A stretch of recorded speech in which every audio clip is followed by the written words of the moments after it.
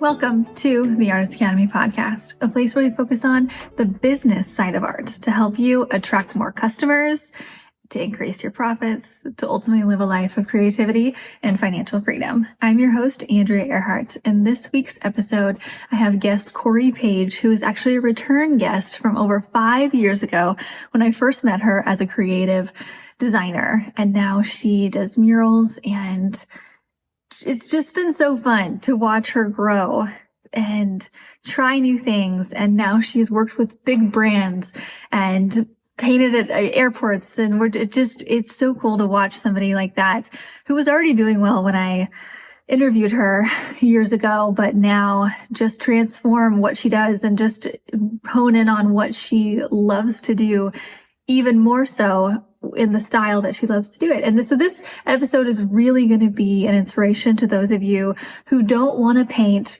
realistic portraiture or do what I do, which is like make something real, like pop off the wall realism. And like, if you look at those and you're like, that is not for me. And this episode is for you because Corey has such a vibrant style that's not realistic, but makes an impact and catches the eye of a passerby. And I think you're really going to like just the way she talks and the inspiration from her and how she gets business and how you can too. So let me know what you think about this week's episode with Corey Paige. Hello.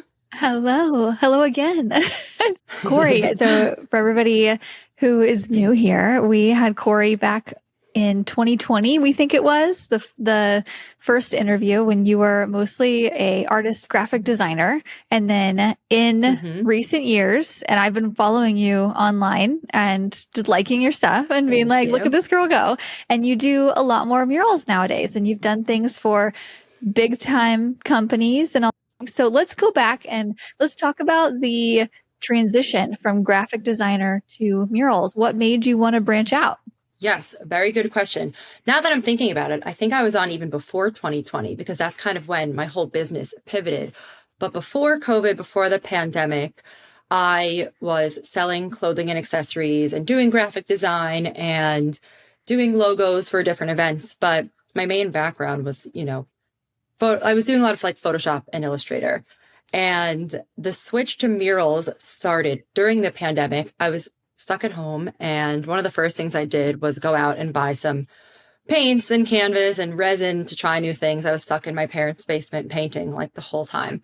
And there was a store in my town that saw I was posting on Instagram a lot of the canvas heart pieces I was making. And she was like, I love what you're doing. Can you come into our store and paint that on our walls? And I was using these like thick crink paint markers to paint, smaller canvases. So what I did was I tried in my parents' house, a wall that they let me try and paint. And then I went and I did it at that store. And then kind of from there, people were going into the store. Who's this artist? Can I hire her? So then I did a dance studio. And then it kind of expanded from there. But I loved it from the beginning. And then I also had to transition from using paint markers to then using spray paint and other paint methods, which we can talk about. But that was kind of the start of murals. And then it really expanded from there, from spray painted murals. Now I also do digital, vinyl, wallpaper, all that. Love it. And things for big companies too. How did those come about? So I think it's a mix between inbound and also outreach. So one of the biggest transition points, I think, in my business was when I got a mural at JFK Airport with JetBlue. And that came from a woman who worked there, was scrolling on TikTok or Instagram, saw my work and was like, we have a blank wall in the airport. We need a design on it. Can you create a design? And my job was to come up with the art, and then they were going to install it. So that came from social media. I think at the time I had this one spray painted mural going viral and a bunch of people were seeing it. So maybe that ended up on her feed. Maybe she started to do some stalking and found me. And that's how that one came about. And to be able to put in my portfolio that I worked with an airport, and then I ended up doing 4 murals with them, kind of helped me get some other big jobs. But 2 that I did in the past few years, one with Dunkin and one with the New York Knicks. And honestly, both of those came from me reaching out to them, telling them I wanted to work with them and just pitching myself. Okay, wait. So pitching to Dunkin. How do you pitch to Dunkin? Who do you email? What do you say? So sometimes you just got to slide into their DMs and hope that the right social media person is working and reading them. This was like a few years ago, me or someone on my team, we reached out and we just sent a DM like, we love Dunkin, would love to work with you. And kind of was just being persistent. Someone answered and just being persistent to make sure we get on the phone and have that phone call. I think it's really important to like try and get on a call, talk to someone face to face. And I think I just showed my work. I may have made a deck before with different ideas. Ended up speaking to the team. I was supposed to do a mural in their CEO's office. That didn't end up working out, but I ended up just kind of staying connected until I kind of got my way in to be invited to their headquarters. I gifted them some art for their offices. And then I ended up doing a collaboration for Valentine's Day where I designed some merch like sweatshirts and tote bags and stuff like that with them. Yeah, I just being persistent, staying on top of it. And I kind of pitched myself. I made some presentations, made some mock-ups showing them what different things would look like if I worked with them, and got my way in. Love it. Okay. I'm really into the Instagram DM pitches lately as well, because you have your whole portfolio. We have the social media that we work so hard on, and see that. And the only thing I'm running into is like a lot of times people don't even read them because it goes into that other inbox. Mm-hmm. So yeah, you're right. Mm-hmm. You're just relying on a really good involved social media person. So nice. How many pitches do you think you send out? How many pitches do you think you sent out that year, and how many yeses did you get? Because we do a lot of pitching here, and it's so discouraging sometimes to get no. That's a good question. I mean, I'm not sure. Sometimes throughout the year, I'll really prioritize outreach where I'm kind of addicted to outreach. I really want to keep doing more things, but then I'm like, oh, well, am I spreading myself too thin? Can I really take this on? But I still think it's good to do outreach. I'm not totally sure about the percentage, but it kind of depends on how much I have going on at the time, making kind of list of my goals. I'm very goal oriented. So I'll set goals at the beginning of the year. I'll set goals kind of whenever I feel like it. And I'll try and stick to them and try and pitch those people or see if I can kind of get my way in so I can kind of lead into the next story about the New York Knicks. I have been a Knicks fan for a while, and I had on my goals list, I'm not sure when, maybe it was last year or the year before, and it said to work with the Knicks or Madison Square Garden. And when people kept asking me, what are some of your big goals? I'd always say the Knicks. And I was like, I can't keep saying it, but not doing anything about it. So I went online. I found a girl that worked in social media. I tried to pitch her through email. Nothing happened. So I'm gonna have to figure out a different way.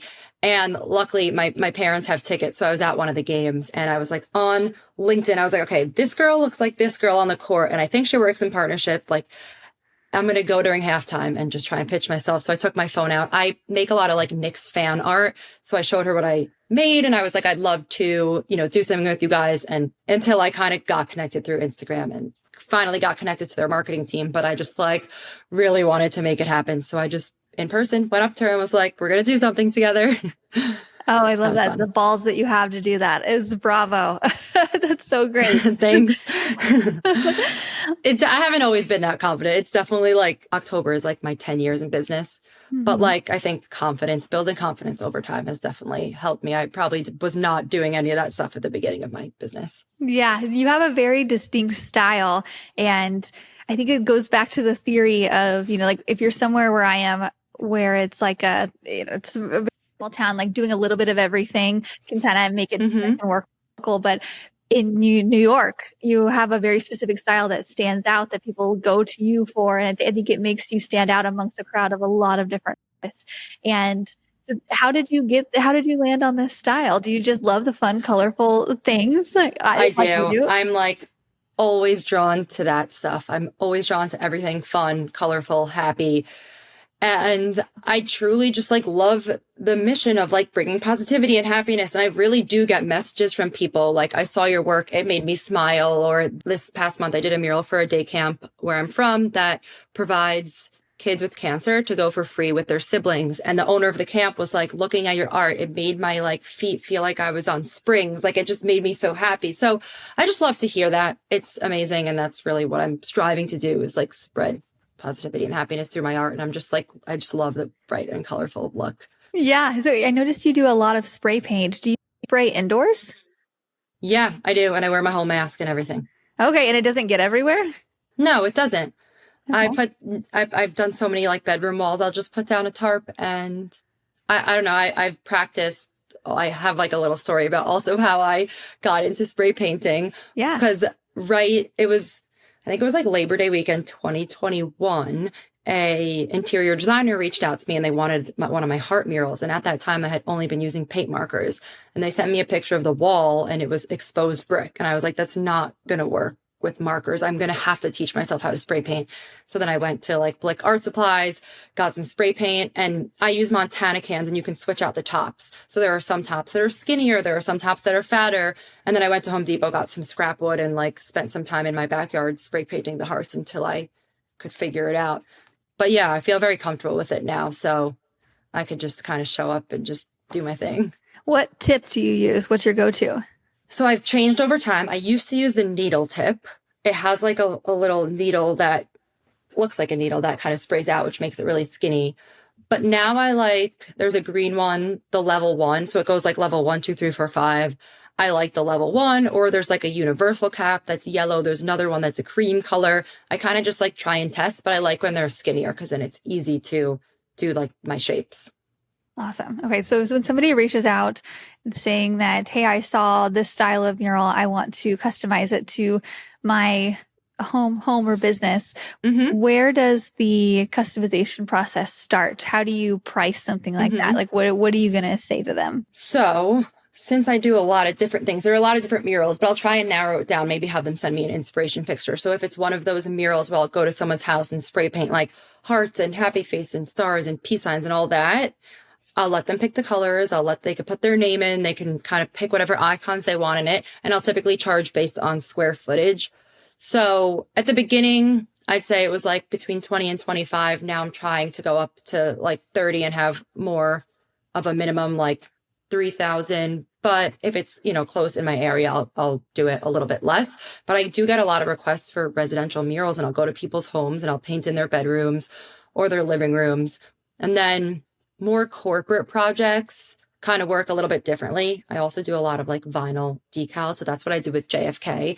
I created the design digitally on my computer, and that I'll typically just do a flat fee. It could be up to like $10,000 to create a mural with like all things that they like. I did one for a mall in New York City on a storefront, like a huge storefront, all the windows, and they wanted like everything about the mall incorporated into the mural. So I can do those on my computer on Illustrator. So I have like the digital ones, and then I have the spray painted ones.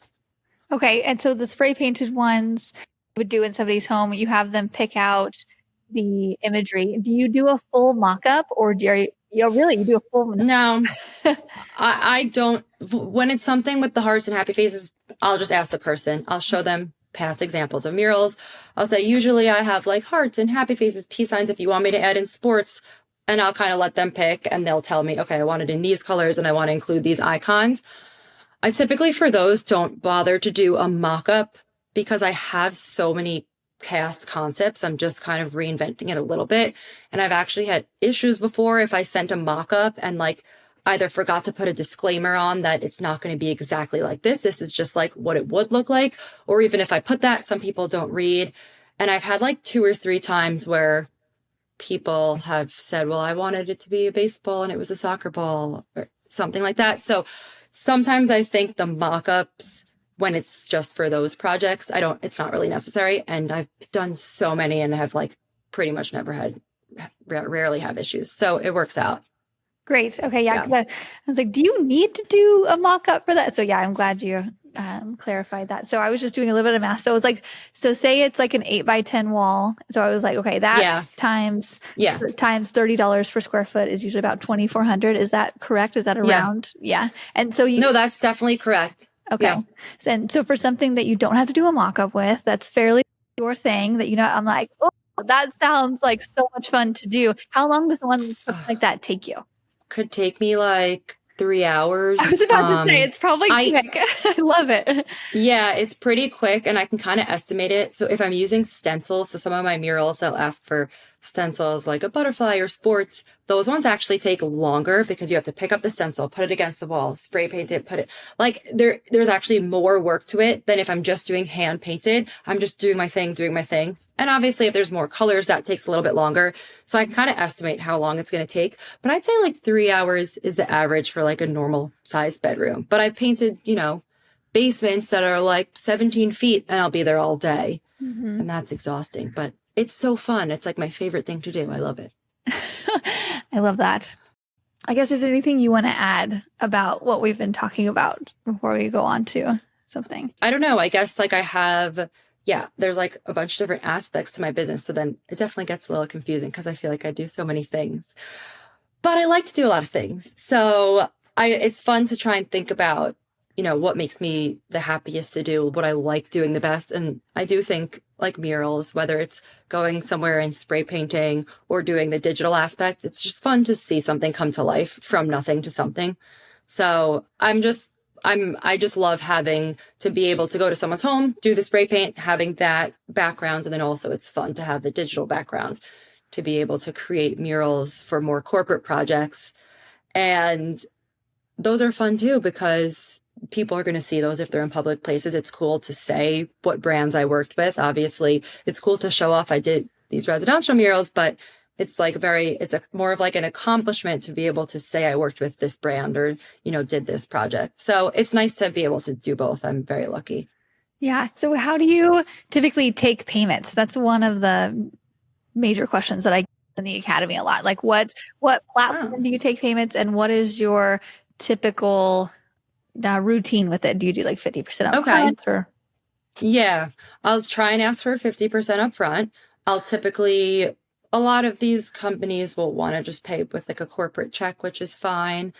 Maybe like a bank transfer, but I don't really have issues with payments. Yes, I'll ask for 50% up front. If they say they're net 30 or something, I like kind of tend to trust people. I'm like, typically people are good and they understand and they'll try and expedite it for me, but I'm rarely like chasing people down for money. But I do want to get 50% up front, whether it's corporate, residential, murals. I don't have an agreement or anything. I don't do a contract. I just it's based off of trust. So I do try and get paid 50% up front because you just never know. Same with corporate, but at least with that, I'm in a contract. So if I get paid after, I'm not worried because I'm in a contract. Yeah, I got you.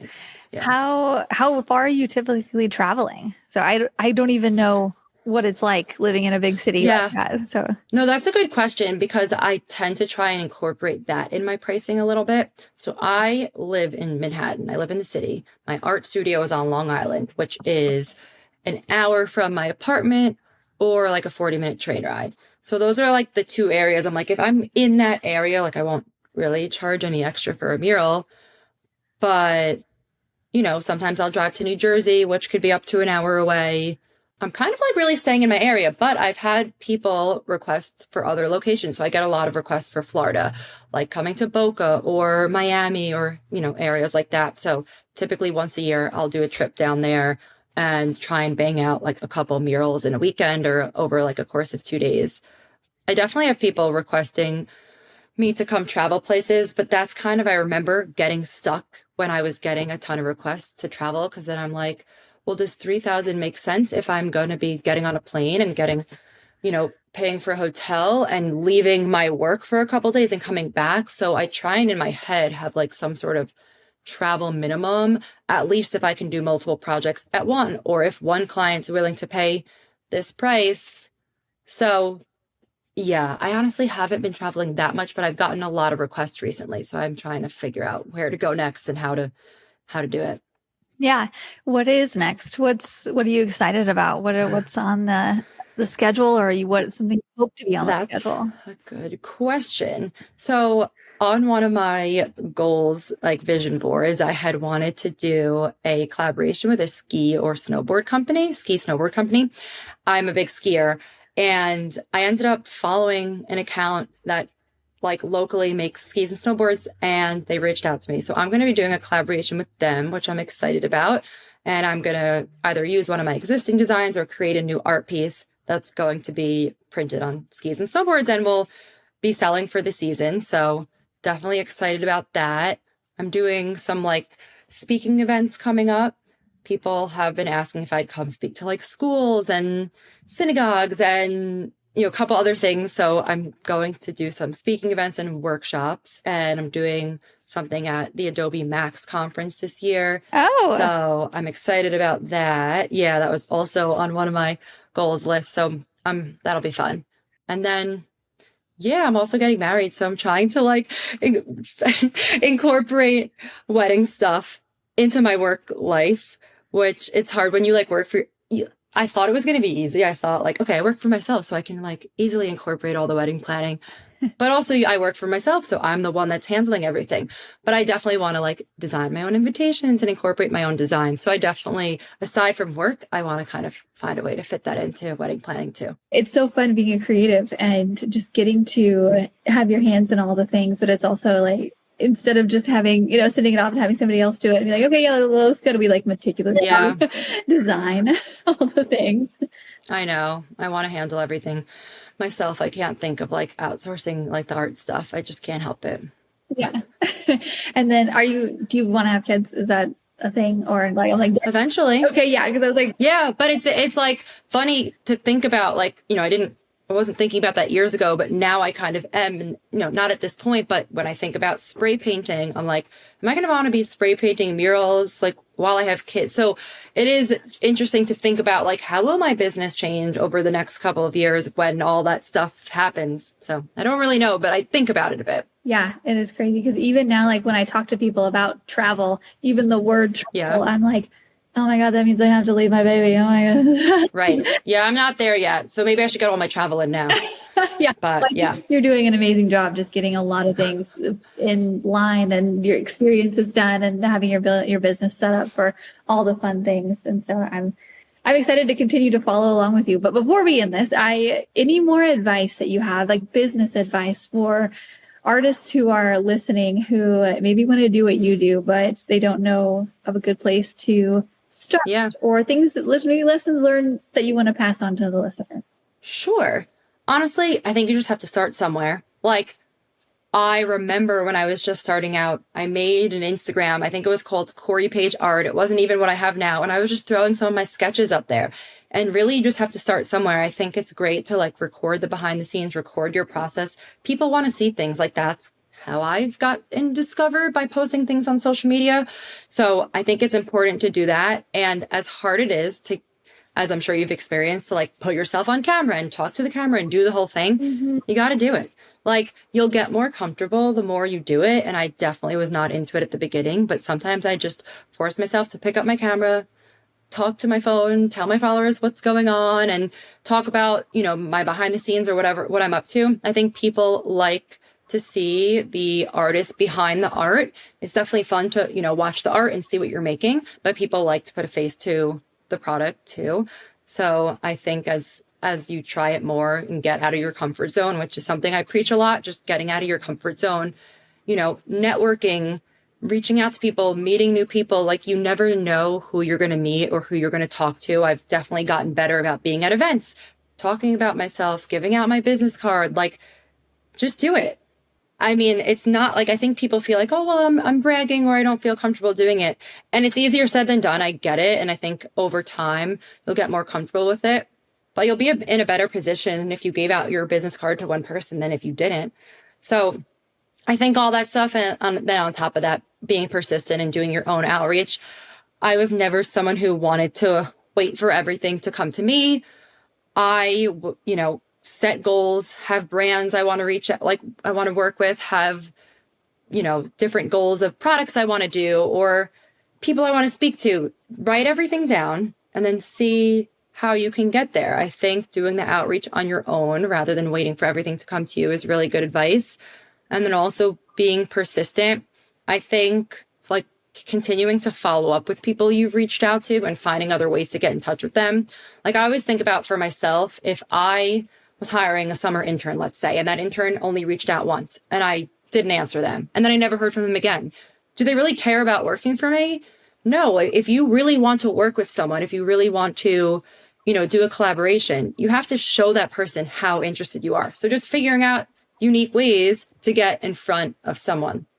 So that's some of my thoughts. Yeah, no, I love it. And as you're talking, I'm like, what is a goal that I could make for myself of a brand that I love, who I could reach out to and bug them endlessly and to convince them that we are the perfect match. My first thought was like Lisa Frank, but I'm like, no, that's an artist. I just love it. Yeah, I know. Don't we love her? I remember having a Lisa Frank sticker book. I still have it at my house. Yeah, I have a Lisa Frank like phone case where it's Oh my God, seen better cute. days, but it's like has everything. Yeah, it's good to think about. I like save, I'll scroll through Instagram. I have different folders on my Instagram where I'll save like collaboration ideas or inspiration for different things. And I'll kind of go back and look at it when I'm feeling like I want to do outreach. I'll check back and see what different brands or different topics that I've saved and brainstorm. Yeah, that's a really good thought to do, or a really good challenge for anybody listening. Like write a couple people that you really want to work with and just like follow them, comment on a couple of their things,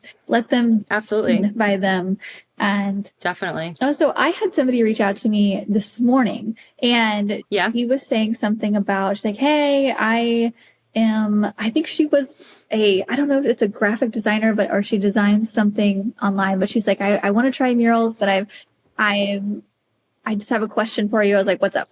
And she said that she was feeling really, what was it? She was just feeling really down because she follows me and other like amazing portrait artists. And she's like, I can't do that, but I really like to do this other simple stuff. I feel like I can't make it. And I actually sent her your stuff. I was like, it's not that it's like simple and easy, but it's not the like picture portrait that you have to like spend hours and hours learning how to do. No. Like you can totally make it as a muralist and be booked and do these really cool things by style that's not realism, you know? I can't paint like that. I don't do realism. And I think, good advice for her. Maybe even just start out getting a projector. Like if you take your art, like come up with a sketch, whether you do it on your iPad or your computer or on paper, and you project it onto the wall using a projector, then you can trace it out and sketch it. Even if you get a really large canvas and you don't want to do it on a wall, just try and do a large scale with like a more simplified design. Something else that I've been using that's a step of or I guess you've tried it too, the MetaQuest. Yeah. Yeah, so I've tried that too, but I think even just like if you're a beginner, starting small with trying to do a projector, getting a really large canvas and seeing what you can do. But yeah, you don't have to, there's plenty of muralists that don't do realism. Yeah, I think that's just like maybe in the forefront, because I see even some artists who I'm like, that is like realism, like that is, I'm not at that level. At that level. Oh wow. Like, maybe and then I go look at some of my stuff sometimes, even like it happens at all levels. Okay, I go look at my stuff. Yeah. I'm like, dang, I did not spend the time that they did. Does that mean anything? I'm like, no, it doesn't mean anything. I'm doing fine. No. As long as you could tell yourself that right after, you could think it for a second, then you're like, you know what? I'm successful and I'm doing what I'm doing and it's all good. Yeah. Yeah, exactly. And I want to get more jobs like the jobs that I'm getting. Yeah. So I guess it's just also looking at what jobs that you want to get. Like, do you want to get do you want to get hired to paint somebody's? I know. I don't. I think about that stuff too, especially when you're like posting on social media. It's like, well, what do I want to put out there? Because whatever I put out there, I'm probably going to get inquiries for. So if I want to be painting a lot of people's homes, maybe I'll do a sale, which I just posted yesterday. And that's maybe what I'm going to be posting more about. But I think you got to put out there what you want to get. And I even think about that for myself because I do so many things. It's like, I have to really think like, what do I love doing? What do I want to spend my time doing? And then you think about the money aspect too, because you're like, maybe I don't love to do this type of work, but I get a lot of money for this, or I don't get as much for this, but I love to do this. So it's always a balance. Yeah. Tell me more about that sale that you posted. What was it? Well, yesterday I posted, I'm doing two things, but yesterday sometimes I don't really plan out my content before. Yeah. So I was just winging it. I saw, a video that I had already made of spray painting murals, and I posted, Labor Day sale. I'll give you 10% off if you reach out and you hire me for a mural before Labor Day. I got one person to reach out right now, and I'm thinking of other ways to get more jobs like that. But I just decided to post a 10% off if you booked residential murals. And then also I'm doing a end of the summer studio sale. So I do studio sales throughout the year where I have an art studio on Long Island where I'm from, and I'll have like paintings that have kind of just been sitting there unfinished. So I'll try and finish everything up. So everyone has been reaching out asking for an end of summer sale. So I'm going to have like 20 art pieces that I'm going to put on my website for like an end of summer sale on Labor Day. Yeah.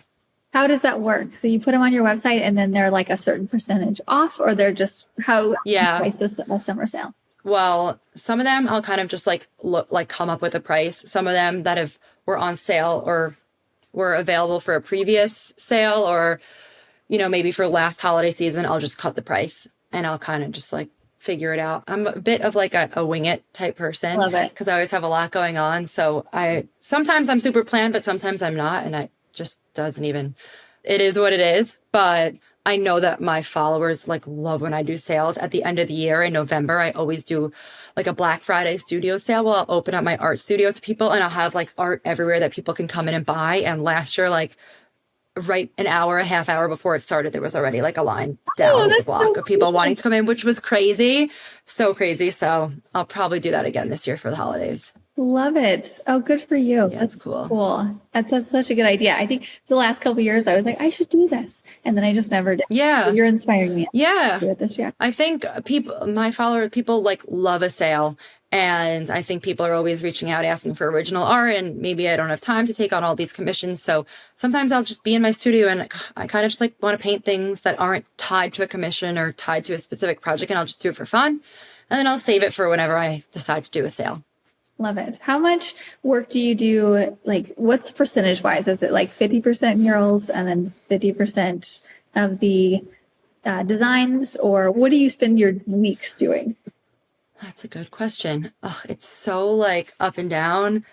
I think it has also kind of changed over time. I think a couple of years ago, or maybe even a year ago, I was really prioritizing commissions, being in my studio, making art, painting murals. And then I got some more of these corporate projects and got really excited about those. So I spent more time focusing on doing outreach and doing a project with the Knicks or Dunkin or other things like that. But I'm always bad at figuring out like a percentage.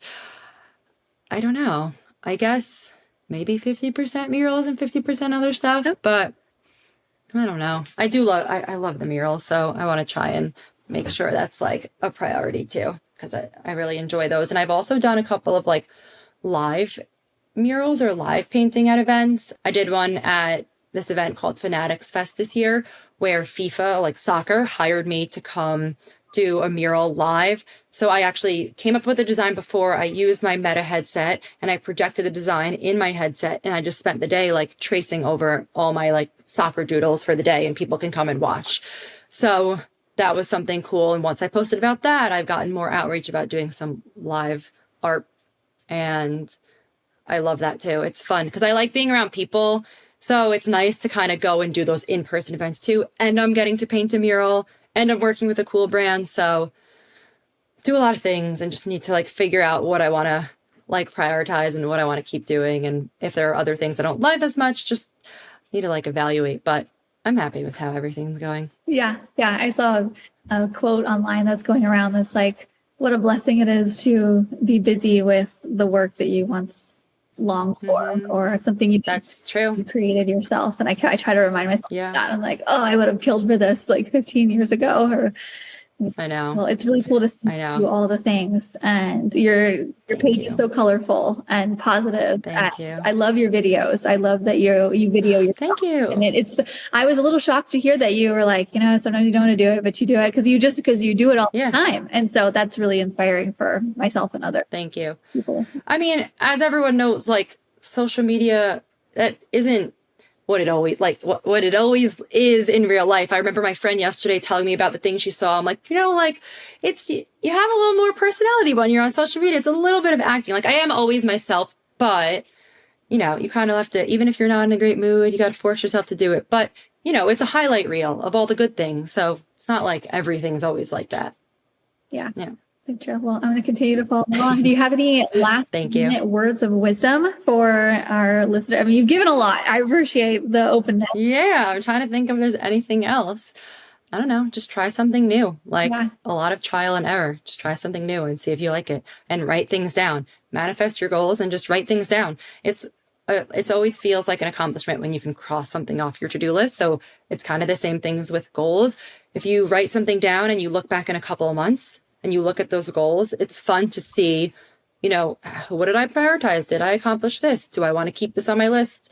So I think everyone should just try that as a challenge, to just write down a couple things that they want to try by the end of the year. Yeah, I was just brainstorming. I was like, what brand do I want to work with? And I kind of looked around a second. I'm like, Epson projectors.